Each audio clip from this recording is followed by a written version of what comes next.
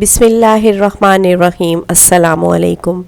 حضرت سیدنا سعید بن مسیب رضی اللہ تعالیٰ عنہ فرماتے ہیں کہ ایک بار ہم حضرت علی رضی اللہ تعالیٰ عنہ کے ساتھ مدینہ منورہ کے قبرستان گئے۔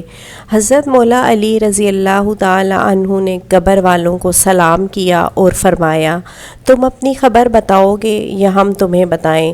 سعید بن مسیب رضی اللہ تعالیٰ عنہ فرماتے ہیں کہ ہم نے قبر سے وعلیکم السلام ورحمۃ اللہ وبرکاتہ کی آواز سنی اور کہنے والا کہہ رہا تھا کہ امیر المومنین آپ ہی خبر دیجئے کہ ہمارے مرنے کے بعد کیا ہوا۔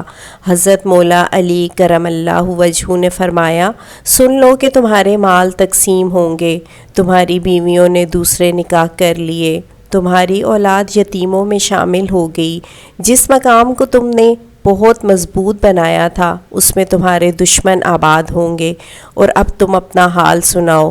اور یہ سن کر ایک قبر سے آواز آنے لگی، یا علی، ہمارے کفن پھٹ کر تار تار ہو گئے، ہمارے بال جھڑ کر منتشر ہو گئے، ہماری کھالیں ٹکڑے ٹکڑے ہو گئیں، اور ہماری آنکھیں بہہ کر رخساروں پر آ گئیں، اور ہمارے نتنوں سے پیپ بہہ رہی ہے، اور ہم نے جو کچھ آگے بھیجا اسی کو پایا، جو پیچھے چھوڑا اس میں نقصان ہوا۔